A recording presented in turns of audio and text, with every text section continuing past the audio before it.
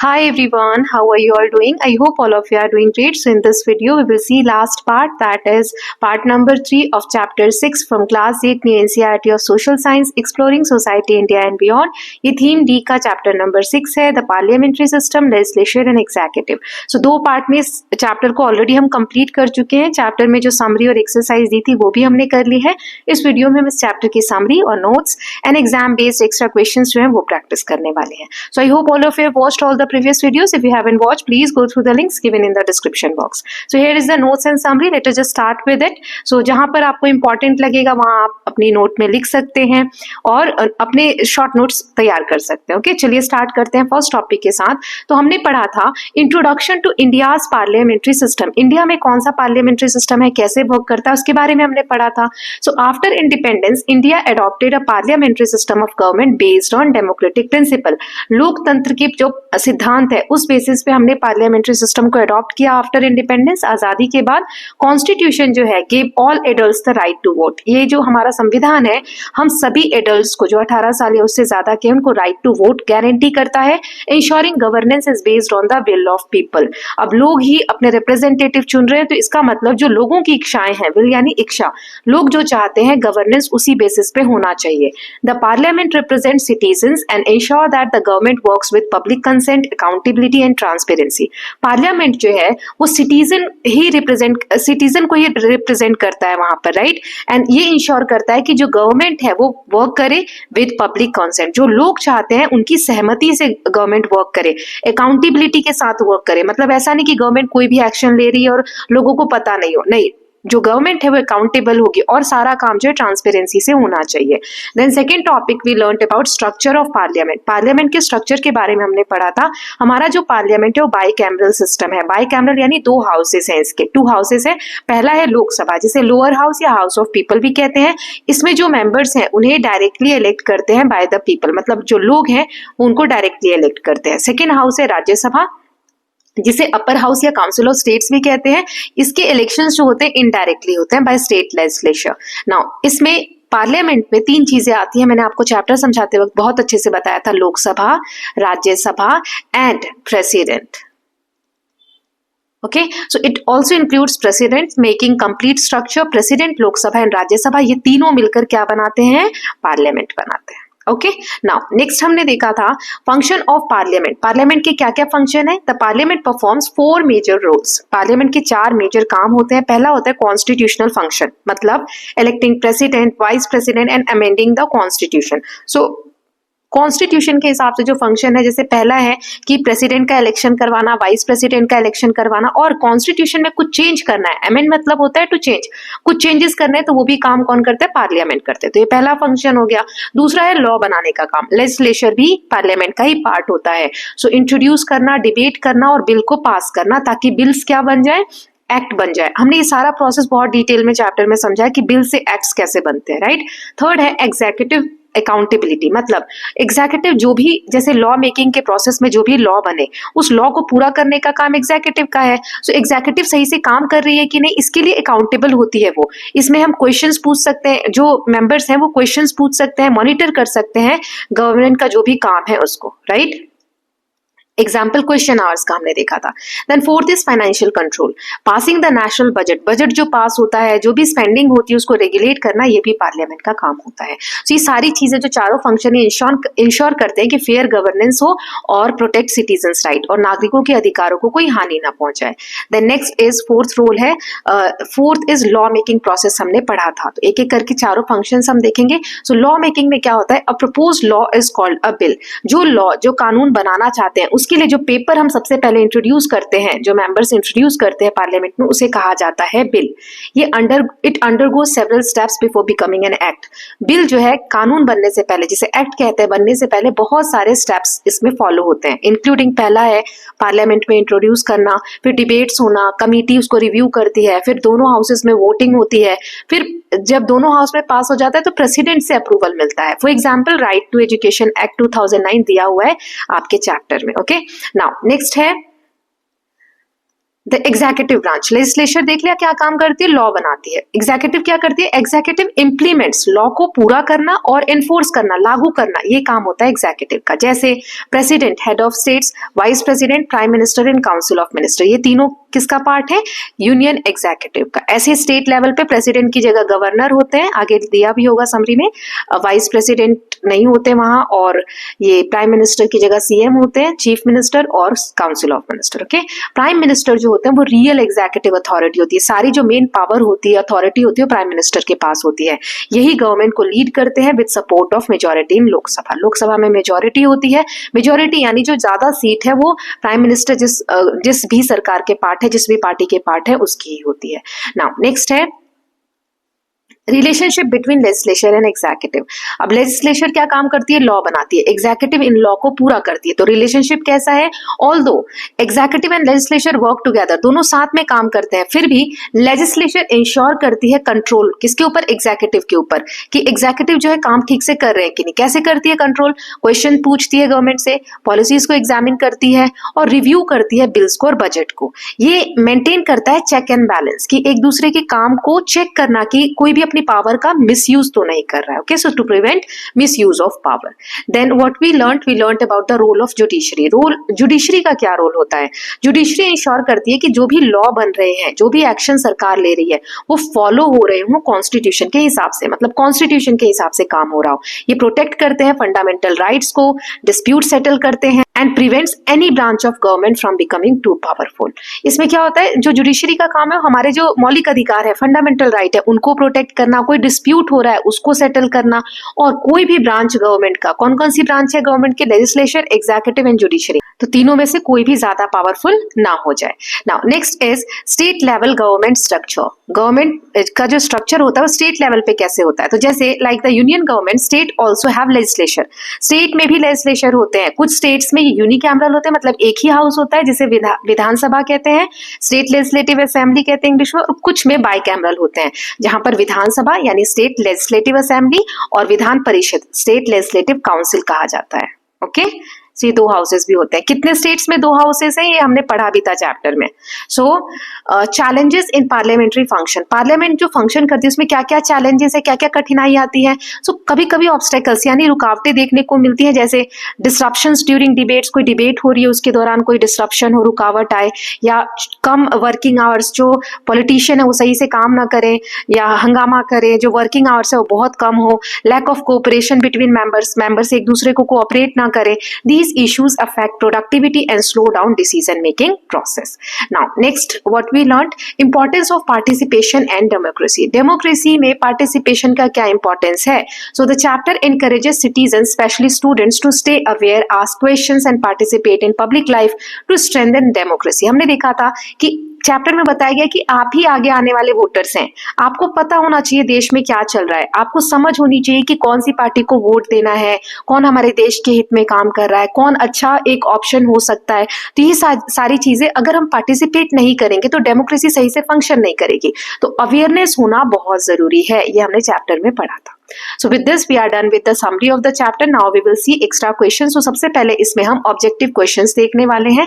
So तीन करके questions देखेंगे, आंसर देखेंगे और फिर आगे बढ़ेंगे। ओके, तो चलिए देखते हैं। फर्स्ट क्वेश्चन है, system of government followed in India. India में कौन सा गवर्नमेंट का सिस्टम फॉलो होता है, प्रेसिडेंशियल, पार्लियामेंट्री, मिलिट्री सिस्टम या monarchy. Parliament of India consist of, India की जो पार्लियामेंट है वो किससे मिलकर बनी है, Lok Sabha Rajya Sabha only, Lok Sabha Rajya Sabha and president, prime minister and minister, Supreme Court and High Court. Then member of Lok Sabha are appointed by President, nominated by governors, directly elected by people या selected by राज्य सभा। ये तीनों क्वेश्चन मैंने बहुत अच्छे से समझाए हुए हैं, बार बार दोनों पार्ट्स में बताए थे। चलिए इनके आंसर्स देखते हैं। सो इंडिया में कैसा सिस्टम है गवर्नमेंट का, parliamentary form of government. Then parliament किसके से मिलकर बनी है, लोकसभा, राज्यसभा, प्रेसिडेंट। अभी समरी में भी मैंने बताया, लोकसभा के जो मेंबर्स हैं वो डायरेक्टली चुने जाते हैं लोगों के द्वारा। देन नेक्स्ट 3 देख लेते हैं। राज्यसभा रिप्रेजेंट कर रही है लोगों को, स्टेट्स को, जुडिशरी को या सिविल सर्विसेज को। Then a propose law presented in parliament, parliament में कोई लॉ प्रपोज होता है तो उसे क्या कहते हैं? रूल कहते हैं, एक्ट कहते हैं, बिल कहते हैं, अमेंडमेंट कहते हैं। राइट टू एजुकेशन एक्ट 2009 जो एक्ट बना became a law after being approved by supreme court, passing through the law making process in parliament, approval of state governments only और प्रेसिडेंट अनाउंसेस डायरेक्टली। सो इसके answers देख लेते हैं। तो पहला है राज्यसभा किसको रिप्रेजेंट करते हैं? स्टेट्स को। ओके, तो इसका आंसर हो जाएगा बी। जो लॉ पार्लियामेंट में लाया जाता है, प्रपोज लॉ कि ये बनाना है हमें, उसे हम बिल कहते हैं। और आरटी जो एक्ट था 2009 का, ये जब पार्लियामेंट ने पूरा प्रोसेस कर दिया लॉ मेकिंग का, तब जाके ये प्रोसेस के बाद पास हुआ था। Okay, then next question is, देखो ऑप्शंस आपको पढ़ना आना चाहिए ध्यान से। जैसे ये वाला, ये तो हो ही नहीं सकता, प्रेसिडेंट डायरेक्टली अनाउंस कर ही नहीं सकते। प्रेसिडेंट कैसे एक्ट करते हैं? काउंसिल ऑफ मिनिस्टर के एडवाइस पे एक्ट करते हैं ना, तो डायरेक्टली तो वो अनाउंस कर ही नहीं सकते बहुत सारे केसेस में, right. Now next question is, real executive authority कौन होता है इंडिया में? प्रेसिडेंट, प्राइम मिनिस्टर, गवर्नर या स्पीकर? प्रेसिडेंट के बारे में एक वर्ड हमने यूज किया था, एन से स्टार्ट होता है, तो प्रेसिडेंट वाला ऑप्शन आप कट कर सकते हो अगर आपको ये वर्ड याद है तो। Head of state is the prime minister, president, chief minister या finance minister? Head of state यहाँ पर बोला गया है। क्वेश्चन आवर जो पार्लियामेंट में है वो क्या होता है इस समय में? वॉच न्यूज, न्यूज देखे जाते हैं, ask questions to the government, meet citizens, नागरिकों से मिला जाता है, या पास लॉ साइलेंटली? तो इसके आंसर्स देख लेते हैं। जो रियल एग्जीक्यूटिव अथॉरिटी है ना, वो प्राइम मिनिस्टर है। ओके, प्रेसिडेंट क्या होते हैं? नॉमिनल अथॉरिटी होती है। ओके, हेड ऑफ स्टेट कौन होते हैं? प्रेसिडेंट होते हैं। देन क्वेश्चन आवर्स जो है गवर्नमेंट से क्वेश्चन पूछने के लिए ये एक आर रखा जाता है। देन जुडिशरी क्या इंश्योर करती है? Government follow the constitution, elections are cancelled, government makes only economic laws, parliament works without meetings. Parliament control government spending, government के खर्चे को पार्लियामेंट कैसे कंट्रोल करती है? Through budget, census, voting machine या population survey. Then states with only one legislative houses, जिस state में एक ही लेजिस्लेटिव हाउस है उसे क्या कहते हैं? By cameral, unicameral, dual states या फेडरल स्टेट्स? तो इनके आंसर्स देख लेते हैं। जुडिशरी ये इंश्योर करती है कि गवर्नमेंट जो भी काम कर रही है वो कॉन्स्टिट्यूशन को फॉलो करे। देन पार्लियामेंट कंट्रोल करती है गवर्नमेंट के स्पेंडिंग को through budget process. Then states जिसमें एक ही लेजिस्लेटिव हाउसेस हो उसे यूनिकैमरल कहते हैं, जिसमें दो हो उन्हें हम बाइकैमरल कहते हैं। तो इसका आंसर हो जाएगा B. Then next question is, the body responsible for making laws at national level, national level पे ऐसी बॉडी जो लॉ बनाती है उसे क्या कहते हैं? हाई कोर्ट, पार्लियामेंट, ग्राम पंचायत या governors office? Then a bill become an act, a bill becomes an act, एक बिल एक्ट कब बनता है? Only after committee sign it, जब कमिटी साइन कर दे, या प्रेसिडेंट अपना अप्रूवल दे दे, सुप्रीम कोर्ट चेक कर दे, या राज्यसभा उसे रिजेक्ट कर दे।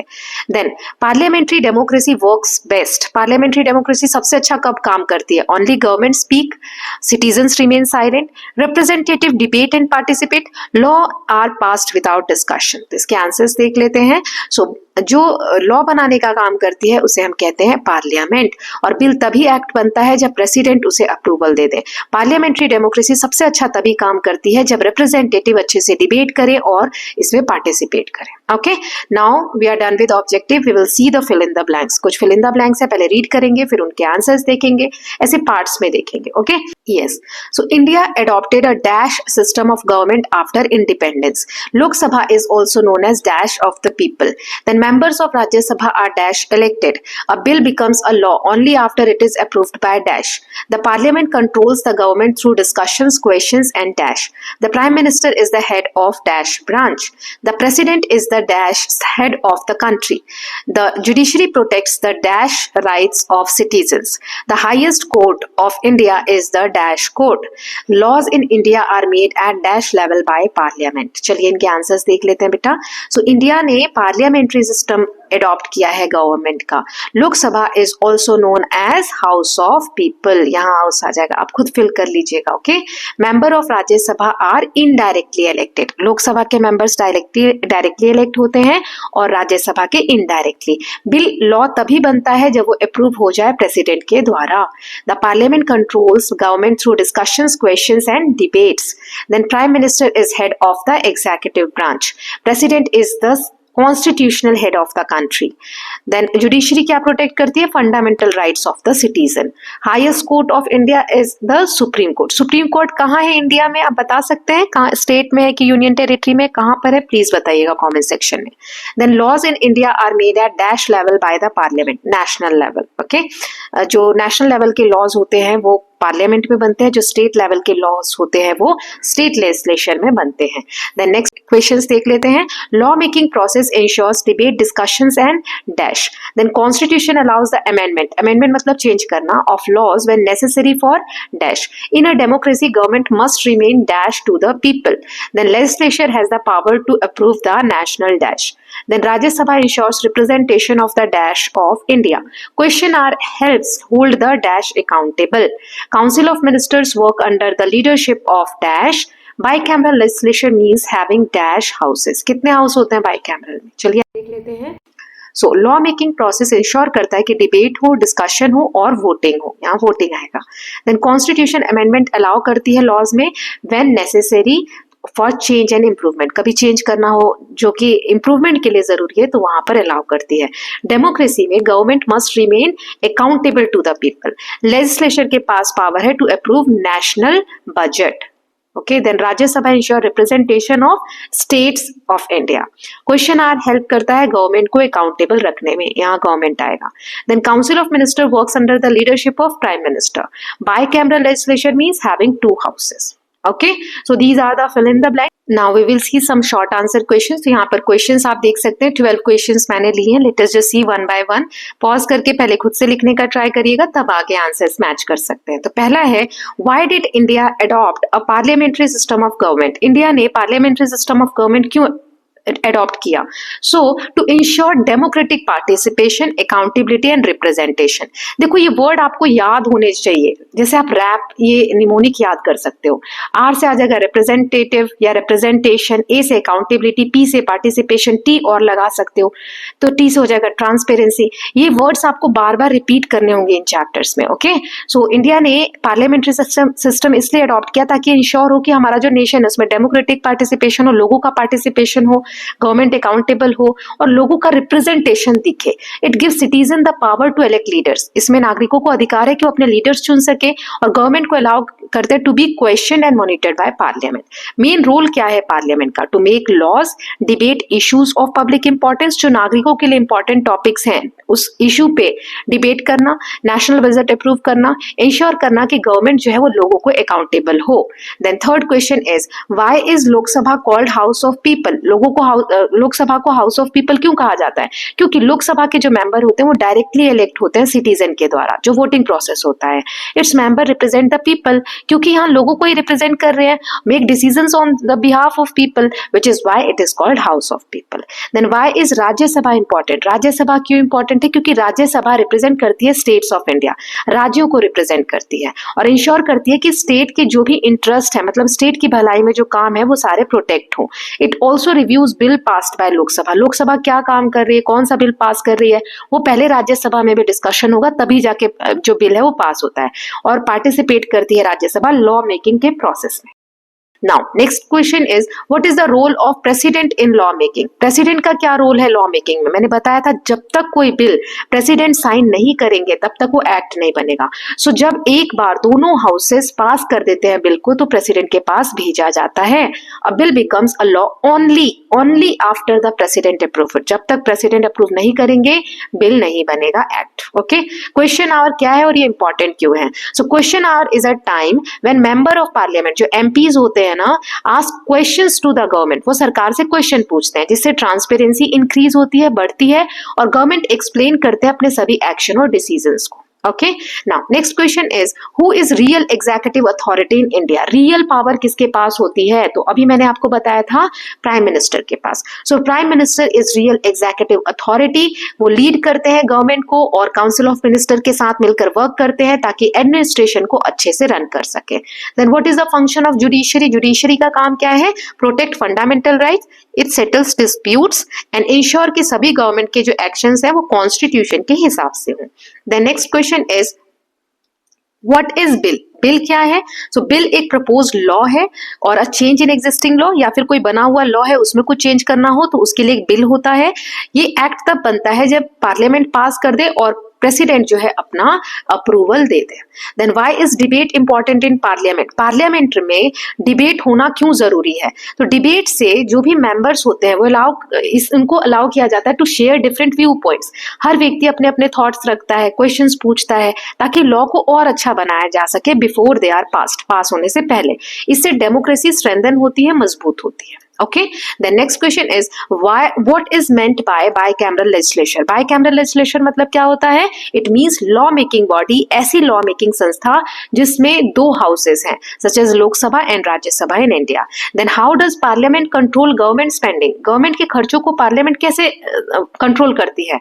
So ये parliament approve करती है देश का budget and monitor how money is used, और देखती है कि money को कैसे use किया जा रहा है, ये misuse होने से बचाती है public के fund को। Okay, now with this we are done with the short answer questions. अब हम कुछ long answer questions देख लेते हैं।